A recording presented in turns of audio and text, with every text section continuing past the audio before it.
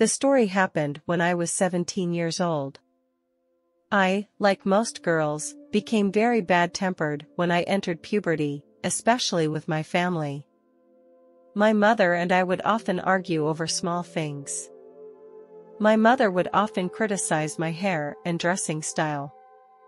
She thought I was dressing too rebelliously and not in line with her expectations and values. I, however, see it as an expression of my freedom and individuality and do not want to be restricted or bound.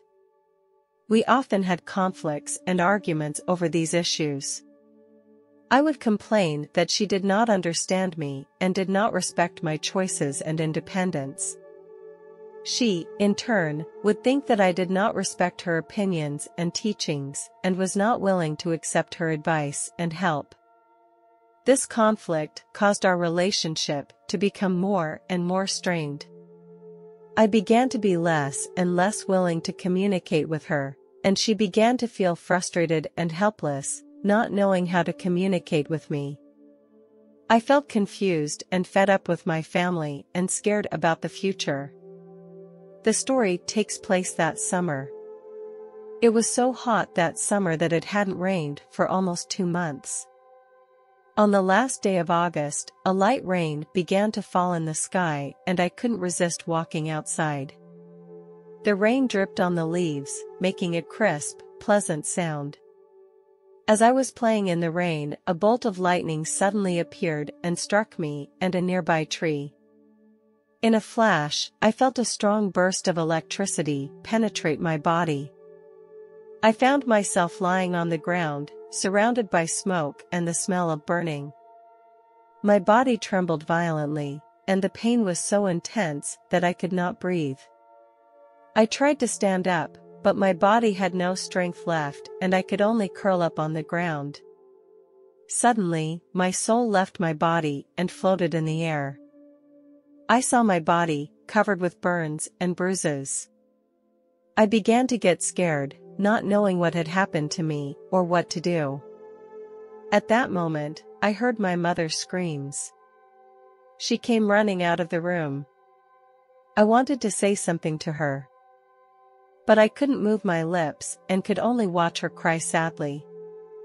I felt very strange because I could no longer move my body, but my consciousness was still there. I began to feel fearful, not knowing what would happen to me next. Suddenly, a light appeared in the upper right of me. A figure appeared out of the light and he flapped his huge wings. He smiled at me and held out his hand, inviting me to leave the place with him. I felt that this man was very friendly and that he conveyed a strange feeling to me. His smile made me feel safe and comfortable, as if I had always known him. After we passed through the clouds, we came to a beautiful place.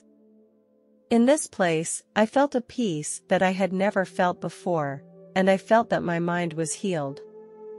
At the same time, I also had a wonderful feeling as if everything was interconnected and interdependent.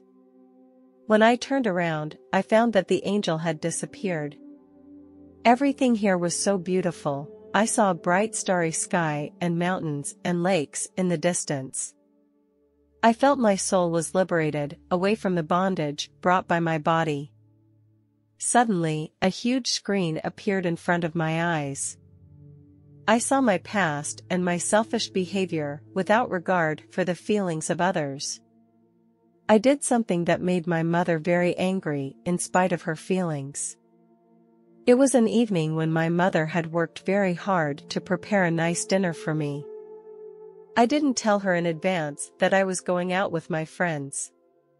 When I got home in the evening, I went to bed without saying hello to my mother. She was worried about me all night. She was very angry and scolded me. At that time, I didn't realize the harm my behavior had caused to my mother. I now realize my mistake at that time and feel very remorseful. In fact, there are many other things like this. Although no one here has criticized me, it has made me very ashamed. I also saw some good things that I had done. It was a winter morning. When I walked out of my house, I found an old man slipped and fell in the street, spilling the things in his shopping bag. I ran over and picked up the old man and helped him pick up the scattered things. I walked home with him and helped him put his things away. The old man was very grateful and expressed his thanks to me. This incident made me feel warm and satisfied because I was able to help others and make them feel happy. I realized that it doesn't take special opportunities or conditions to do good, it just takes a little more time to pay attention to the people and things around me. A bright light appeared before my eyes. Jesus stepped out of the light.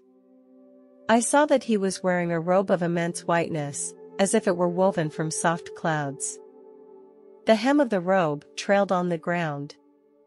Around his waist was a golden belt, which radiated a bright light. Jesus' face had a smile on it, and his eyes were filled with wisdom and warmth. I felt that I had received a special grace. As I drew near to him, I felt an indescribable power. He did not speak, but I could feel his love and care. In his presence, my heart became so peaceful that all my worries and concerns disappeared. I felt surrounded by love, just like a mother holding her baby. I gained a lot of knowledge there and without any words or visuals. It was a higher level of understanding and communication. All my questions were answered, and the answers made so much sense. I even understood the nature of time, which is just a limitation of our world. There, time does not exist. He also told me that everything is about love, and that love is the essence of who we are. The purpose of our coming into this world is to learn to love and receive love. He made me understand that everything in the universe is interconnected and that each person's actions affect others. He encouraged me to continue spreading love and light, which is my mission and goal. Jesus said to me, "It's time to go back." I prayed to Jesus to let me stay, and he didn't answer me right away. He showed me the following scene. I was lying in a hospital bed. There were many paramedics busy around me as they tried to revive me. I heard one of the paramedics tell my mother that if I still could not regain my heartbeat in 5 minutes, I would be declared officially dead. When my mother heard the doctor's words, she began to cry loudly. Her sobs made me feel very heartbroken. My father was beside me, also wiping his tears secretly. I wanted to call out to them and tell them that I was still here, but I couldn't feel my body.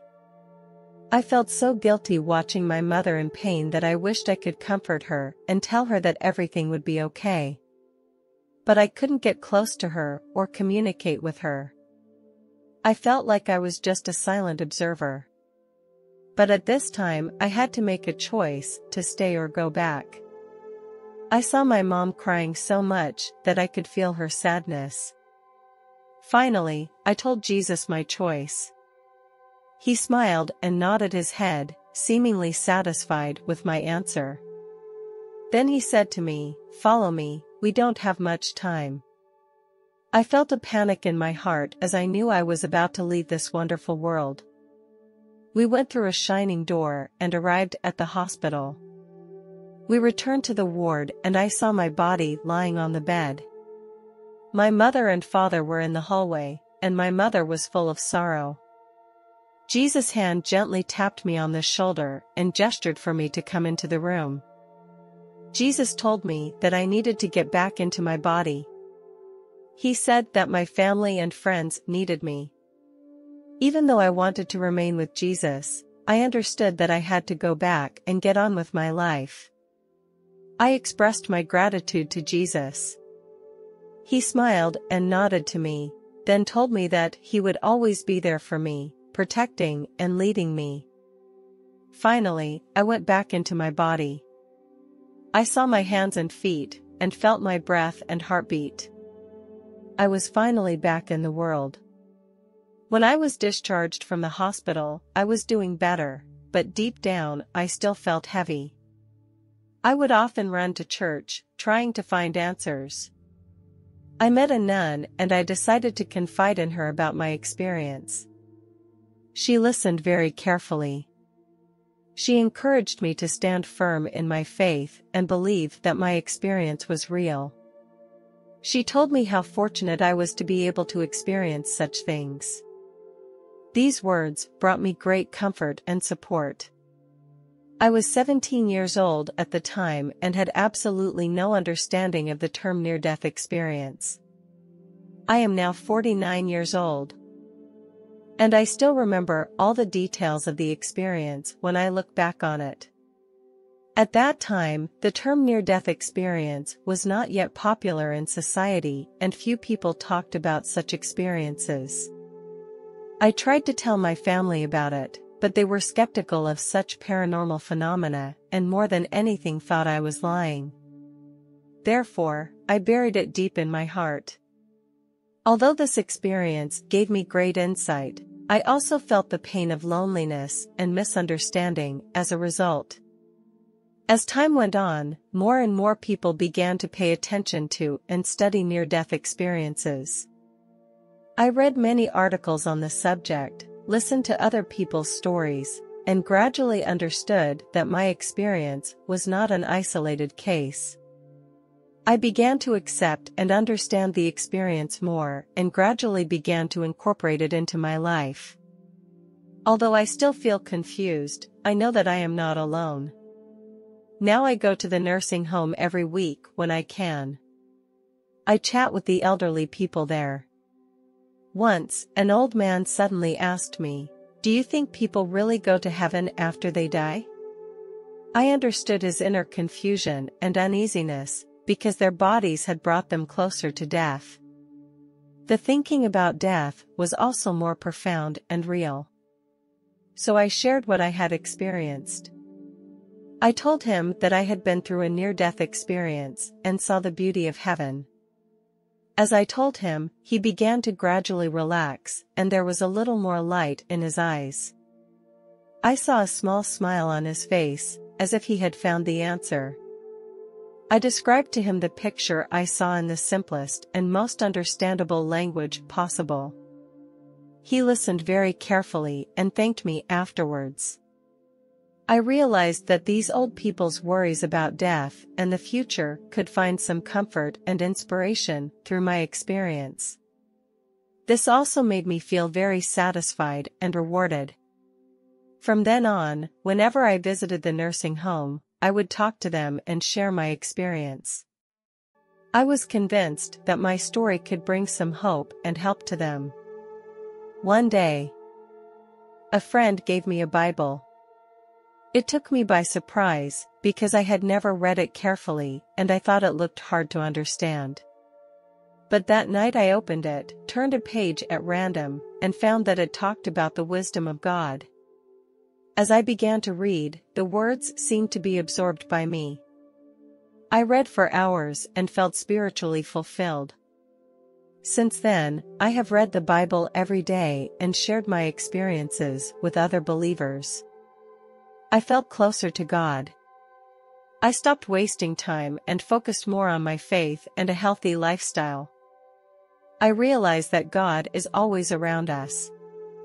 I now feel like I am growing and I am getting closer to Him every day, which makes me feel blessed.